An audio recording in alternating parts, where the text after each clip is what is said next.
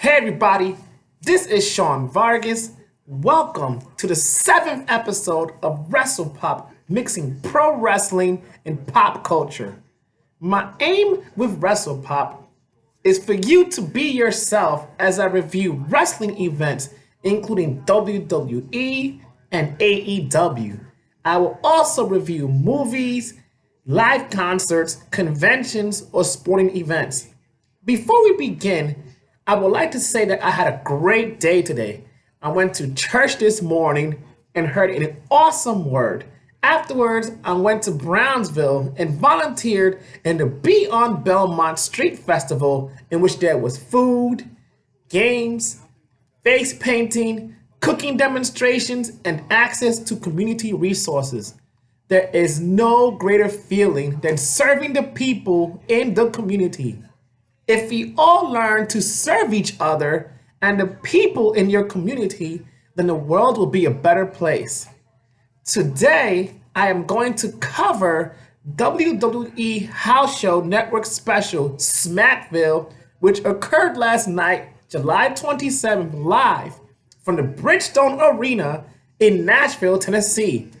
Now, before I cover this event, I want to say that I am very upset with what WWE did with their network. WWE upgraded the network, however, the app was not working on my LG TV, and I had to resign to get it to work on my laptop. WWE, what's up with that? Please fix the issue. With that out of the way, let's get into Smackville. Smackville was a decent house show event featuring 3 matches. The first match was Shinsuke Nakamura defeating Ali to retain the Intercontinental Championship. It was originally supposed to be Ali versus Finn Balor, however, Balor was out with an injury. Mike Johnson of PW Insider Elite, the best money spent on wrestling, stated that Finn was dealing with an illness. The match between Shinsuke and Ali was a good match. Highlights included Nakamura attempting a knee strike out of the turnbuckle. However, Ali caught him with a drop kick for the 2 count.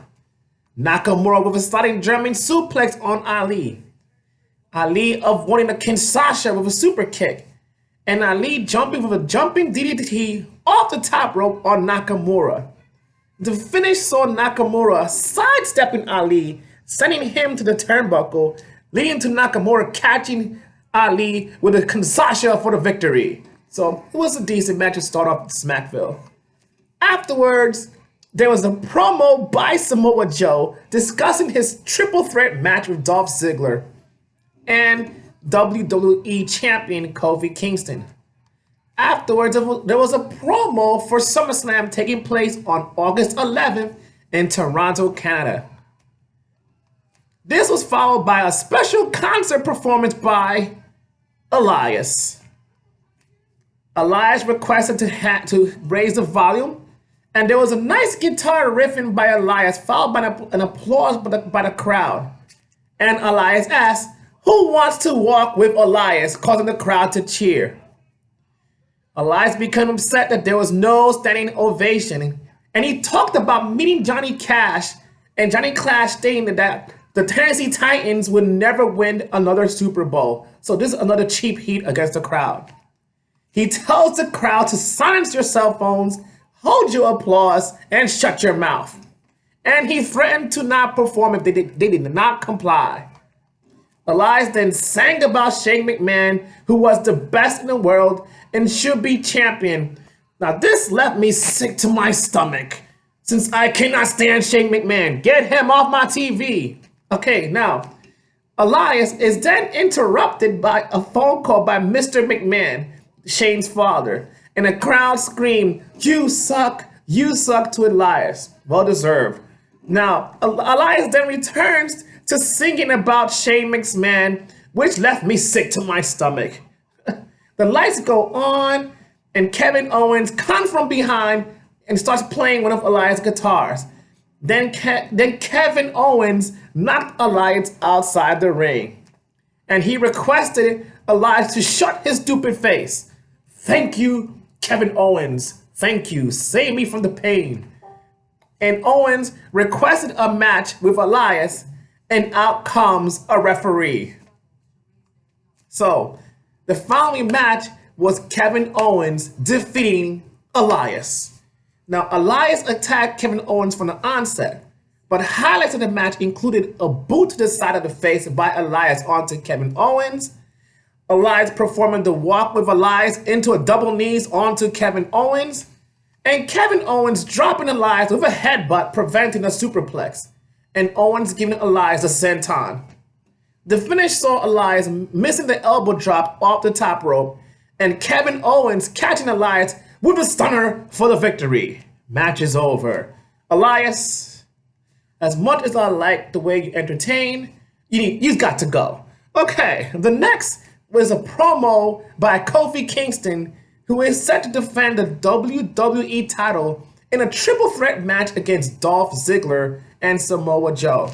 This leads right to the main event, which saw Kofi Kingston successfully retain the WWE Championship against Samoa Joe and Dolph Ziggler. Now, in a triple threat match. So, the rules of the triple threat match involve the first person to get the pinfall wins the match. There is no count out, no disqualification, and the champion does not have to be involved in the pinfall to lose the title. The match started out with Kofi Kingston drop kicking Dolph Ziggler, causing him to roll out of the ring. However, both Samoa Joe and Dolph Ziggler worked on Kofi Kingston outside and inside the ring. Now, there was a loud "Let's go" choke. Oh, I apologize for that tongue twister, but there was a loud "Let's go" Kofi chant from the crowd. Highlights include Kofi fighting both of them off with a crossbody on Dolph. However, Samoa Joe prevents the cover. Samoa Joe with a Samoan drop on Kofi. However, Kofi kicked out at 2. Kofi hitting the SOS on Ziggler. However, Joe broke the count. Then you have Kingston countering the coquina clutch with a jawbreaker. You also have Dolph Ziggler catching Samoa Joe with a super kick, but Kofi broke up the 3 count at the last moment. Now, Joe sends Kofi crashing into the ring steps and sending Ziggler into the announce table, so Joe was also on a rampage. So, the finish saw Kofi Kingston catching Samoa Joe with a Trouble in Paradise for the victory in a good match. He will be defending the WWE Championship in 2 weeks at SummerSlam on August 11th against Randy Orton.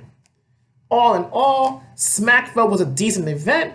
I give it a 6 out of 10 because it was only a house show. Before I go, I am currently watching the second episode of my favorite time of the year, Shark Week, on the Discovery Channel. I love Shark Week. Now let's look at the rundown for the week. And this is based off EW or EntertainmentWeekly.com, I believe. Let's look at the match. I just got done watching Expedition Unknown Megalodon, and now I'm currently watching as I record Shark Trip Eat, Pray, and Chum. Tomorrow you have Sharks Off of the Badlands at 8 o'clock p.m. 9 o'clock, July 29th, 9 p.m., Legends of Deep Blue Sea. And at 10 p.m. tomorrow, the Sharks of Headstone Hell. Yes. Tuesday, check this out. You have at 8 p.m., Shark Wrecked, Crash Landing. At 9 o'clock p.m., you saw Laws of Jaws, Dangerous Waters. At 10 o'clock p.m., Air Jaws Strikes Back. I love Air Jaws, especially when the sharks breach the water. That's amazing. Okay, now Wednesday at July 31st at 8 o'clock p.m., there's Extinct or Alive, The Lost Shark. July 31st, 9 p.m., Capsized, Blood in the Water. Then on Thursday, August 1st, Return to Shark Island at 8 o'clock p.m., Great Wide Kill Zone, Guadalupe at 9 o'clock p.m., and Thursday at 10 o'clock p.m., Monster Mako, Perfect Predator. Oh, so, okay, Friday, 8 o'clock p.m., Isle of Jaws, Blood Brothers. Friday, August 2nd, Andrew Main, Ghost Diver. And Friday, August 2nd at 10 p.m., I Was Prey, Shark Week. Saturday, you have Shark Gone Wild 2 at 8 o'clock p.m. this Saturday, August 3rd. Saturday, August 3rd, 9 o'clock p.m., Shark Week Immersion. And Sunday, you have Best of 2019 Shark Week, which is encore of all the shows throughout the whole week. So yes, we are in Shark Week on Discovery Channel. What a great time to be an enthusiast. All right. So this past Wednesday, I uploaded on July 23rd, the second episode of Songs from the Heart, in which I sang 2 songs a cappella, a tribute song and an original. And the genre which I covered was grunge alternative rock, so check it out. The next event I will cover under WrestlePop is Hobbs and Shaw, a spin-off of the Fast and the Furious franchise, out in theaters on Friday, April 2nd, starring Jason Statham and The Rock, Dwayne Johnson. I will probably watch it this Friday or the Saturday. Now, before I leave, if you like the content I am providing, please subscribe to our channel. Until then, this is Sean Vargas for WrestlePop signing off. Be yourself. And this has been the Team Vargas Initiative's production.